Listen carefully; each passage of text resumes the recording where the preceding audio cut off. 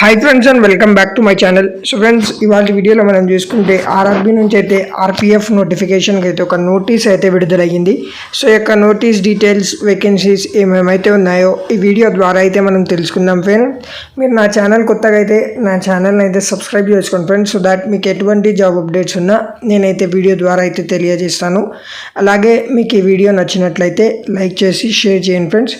So RRB నుంచి అయితే ఒక నోటీస్ అయితే విడుదలయ్యింది. అది వచ్చేసి ఆర్పిఎఫ్ జాబ్ నోటిఫికేషన్ గురించి అయితే ఉంది.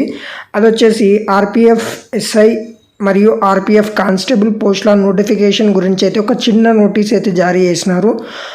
అప్లికేషన్ స్టార్టింగ్ డేట్ వచ్చేసి 15th ఏప్రిల్ నుంచి అయితే ఉంటుందని మెన్షన్ చేసినారు ఫ్రెండ్. క్లోజింగ్ డేట్ వచ్చేసి 14th May.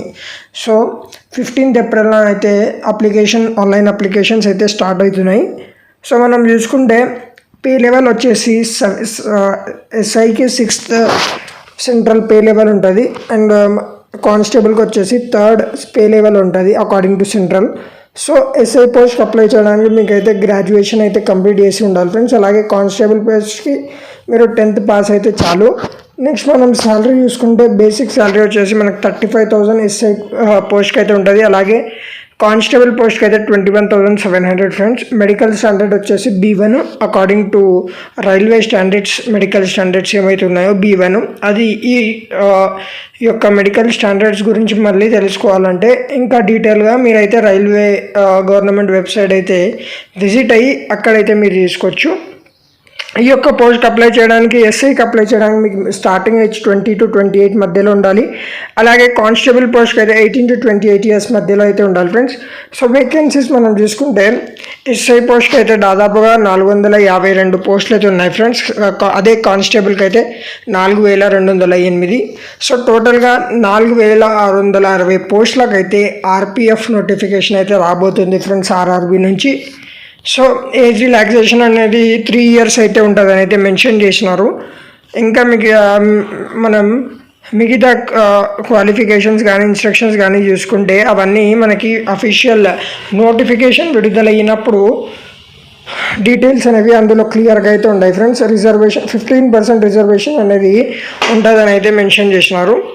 Mode of examination మనం చూసుకుంటే ఫస్ట్ రౌండ్ వచ్చేసి కంప్యూటర్ బేస్డ్ టెస్ట్ ఉంటుంది ఫ్రెండ్స్. ఆ యొక్క కంప్యూటర్ బేస్డ్ టెస్ట్లో మీరు పాస్ అయితే నెక్స్ట్ వచ్చేసి ఫిజికల్ ఎఫిషియన్సీ టెస్ట్, అదే పీఈటీ ఉంటుంది. నెక్స్ట్ వచ్చేసి ఫిజికల్ మెజర్మెంట్ టెస్ట్ అంటే మీ యొక్క body height, weight, chest width అనేది బాయ్స్కి అయితే మొత్తం చెక్ చేస్తారు ఫ్రెండ్స్. మీరు వాళ్ళకి తగినంత హైట్, వెయిట్ ఉంటే మీరైతే ఆ యొక్క పోస్ట్ అయితే సెలెక్ట్ అవుతారు ఫ్రెండ్స్. సో ఈ యొక్క పోస్ట్కి అప్లై చేయడానికి మనం ఫీజు చూసుకుంటే ఆల్ క్యాండిడేట్స్ ఓసీ కానీ బీసీ కానీ అయితే వాళ్ళు 500 అయితే పే చేయాలి. అదే ఎస్సీ ఎస్టీ వాళ్ళు అయితే 250 రూపీస్ ఫీ పే చేస్తే చాలు ఫ్రెండ్స్.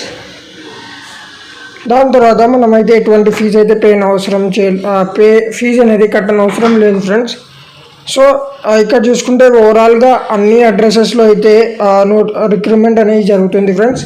సో ఇది ఇవాళ వీడియో. ఈ వీడియో మీకు నచ్చినట్లయితే లైక్ చేసి షేర్ చేయండి ఫ్రెండ్స్. ఇలాంటి అప్డేట్స్ కోసం నా ఛానల్ అయితే సబ్స్క్రైబ్ చేసుకోండి.